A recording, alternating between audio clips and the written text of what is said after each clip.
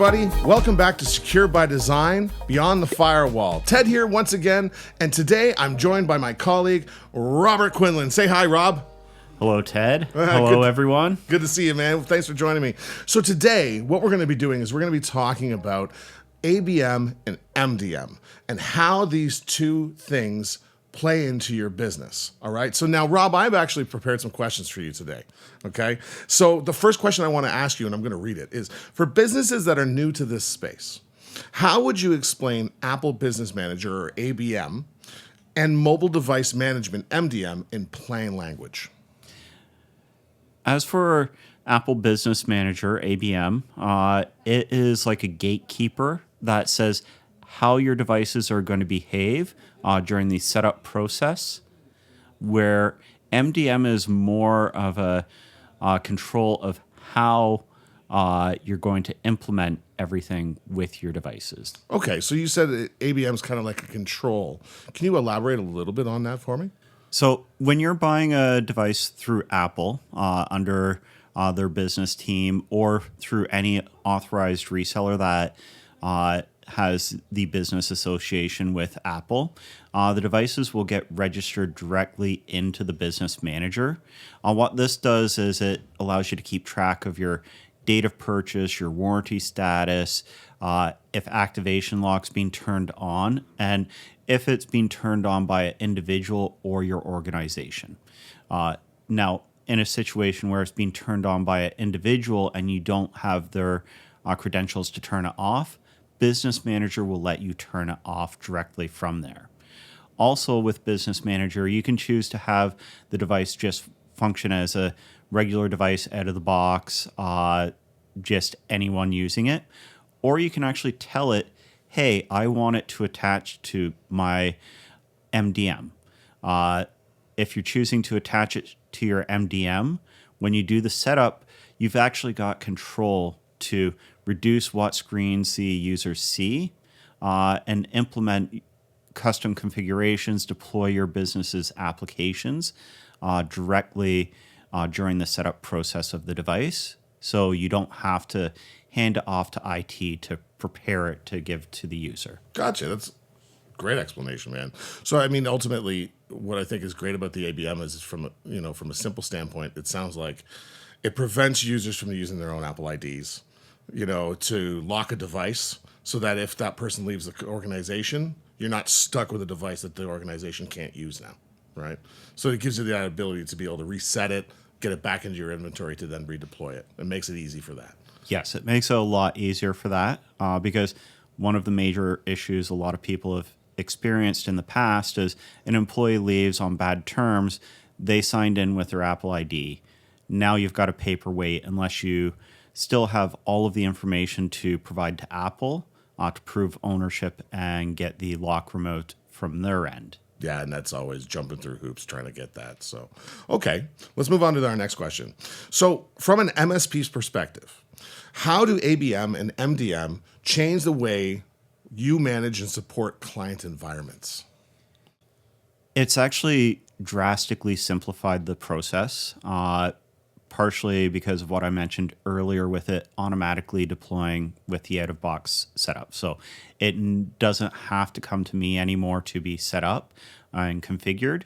It's something where it can just be shipped as a brand new purchase directly to the new user, and they open up the box like it's a brand new phone or iPad or computer that they purchased. And during the setup process, as soon as they connect to Wi-Fi, they'll get prompted with the screen saying that it's owned by your business, and it starts doing the configuration process right off the bat. That's great. So this is ultimately what SSO is, right? Using single sign-on. It can be part of it, but we did a video for Alary here, white glove onboarding, and it's just the automatic setup. So you can always check that out on our YouTube channel if you want to see what that looks like, everybody. I would say SSO is more of an add-on that adds a lot of extra benefits in respect to that. It's not quite the same, but it does provide a lot of simplified processes. So with these devices, after you complete the sign-in of the Microsoft account or Google account or whatever single sign-on service you're using, you don't have to keep on entering the password every single time. You just log into the computer and it knows, hey, I'm approved for working with these services, and I was signed in with an approved user. Cool, and that even makes it even easier. Yes. I love that. Okay, so moving along, let's see. How does centralized device management reduce support tickets, downtime, or reactive IT work? As for that, it's something where having a centralized point where you can see the list of all the devices, quickly bring up details like encryption keys, or if you need to remote into a device, you don't have to guide the user into downloading any special software, then giving you a session code, them approving your connection and getting in. You actually have the ability through the centralized service to remote in, and then you have controls where if you want it so the user has to approve the connection, you can configure it that way, or you can actually set it up so if an administrator needs to just get into a computer right away to do something, they can do a direct force connection and perform any actions they need. Oh, that's amazing. I love that aspect of it. So we're going to move on to a new question. So how does ABM and MDM improve an organization's security posture when managed by an MSP? It allows you to implement security controls like forcing disk encryption, verifying that the antivirus software is installed and running, and provides you methods of getting reports of the security standings of the device, so you can then take action if anything is an outlier and not configured correctly. Okay.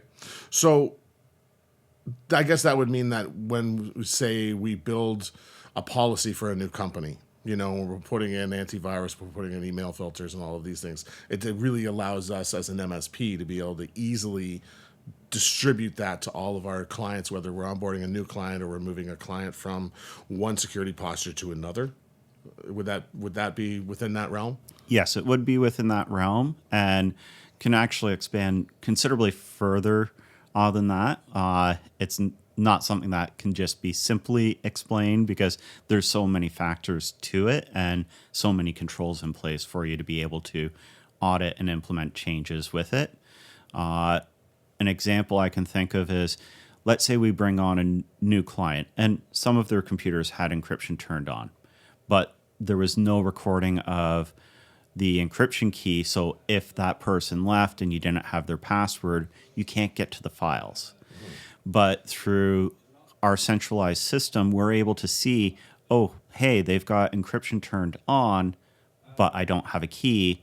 And you can take steps from there to redo the encryption and get a key so you have the means of accessing the files if the person ever left the company and you didn't have their password. Yes, you don't get locked out of everything. Saying, oh my gosh, they had a mission critical spreadsheet. I'm sure so many businesses have been there before. So, okay, I got two more questions for you. So, what impact do ABM and MDM have on the employee onboarding and offboarding experience? I think we've even kind of already touched on this a little bit for it. Is there anything that you want to add to that?